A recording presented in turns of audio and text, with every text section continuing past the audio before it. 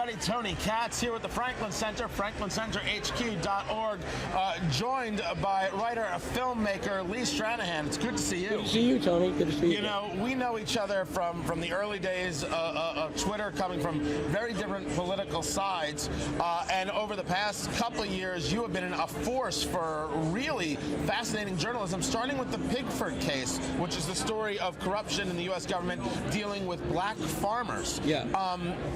How did you get really involved in kind of exposing all the nuts and bolts and the horrors of that story?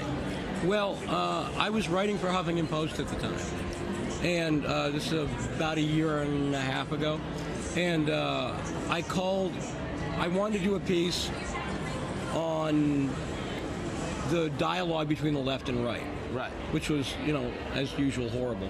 So a friend of mine knew Andrew Breitbart. I got Andrew's number. I called Andrew. We ended up talking for like 3 hours. And Andrew Breitbart is, you know, the most hated guy on the left. So I went into it like, okay, well, this guy's like Satan.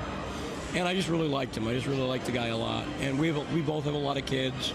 And we're about the same age. And we just got along. And so he told me about this Pigford story. And he said, don't take my word for it. He said, don't trust me. Because he's Andrew Breitbart. So you weren't trusting him to He said, look at, but he told me, he said, don't take my word for it. He said, look into it yourself. And so I did, and I looked into it, and I'm like, wow, there's a real story here. And everything he said was right. And so we got talking, you know, we just got talking about it. And then I realized, I'm like, this is really a big story. Like, it's... And you have done, and people can go to biggovernment.com and really take a look at what you've written on the subject, and that journalism has now transferred over into what you're here at CPAC for, which is all about the Occupy movement. Yeah, right. I mean, yeah, I'm really, you know, I'm a journalist, right? So I'm interested in the truth, really. I'm interested in the truth. And unfortunately for the left, the truth isn't on their side in a lot of these stories. In the case of the Occupy movement, the media has woefully misrepresented the Occupy movement. And there's a really interesting story behind the Occupy movement. Who's really behind it, who's really running it, and how it directly ties into the Obama presidential campaign. I mean, he's basing his messaging for his 2012 run on the Occupy's messaging of income inequality at 99% versus 1%. That's fascinating. You know, we've never seen a presidential campaign based on street radicals. And you're here because there's now a movie coming out. That's right, with yeah. Citizens United, who's done great work in this as well. Give me some bullets of what your investigations, what the work with them, and what this movie is going to expose. Well, the whole idea is to really expose just the truth of who's behind it. When you get, you know, when you start talking to people on the ground, you'll see how horrible the media has done at covering the story. So, for instance, on like the rapes and the violence, when I would go up to people and say, "So have there been rapes at Occupy?" They're all like, "Oh yeah, absolutely." They're like, there's no hiding it. Right.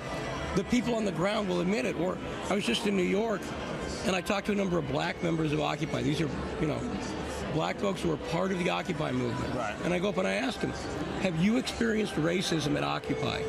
And every one of them said, absolutely. Very racist.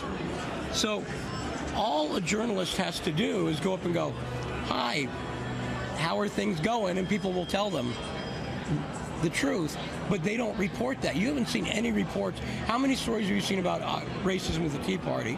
Well, how many lies have I heard about racism? No, right. With the Tea Party? But you've never heard if I've talked to black friends of mine who were in the Tea Party. I'm like, have you ever experienced racism at the Tea Party personally? No, none of them. None of them have. But when you go to Occupy, all of them have experienced it at Occupy. But you don't hear any stories about racist Occupy, do you? And I think it's interesting that you bring up a twofold part. The first is the covering the story, and the second is the reporting of the story. Yeah. And I think that's where Franklin Center believes that you have to be able to report. That's why they're here. Lee Stranahan, can't thank you enough for joining us. You can learn more at franklincenterhq.org. I'm Tony Katz. More to come.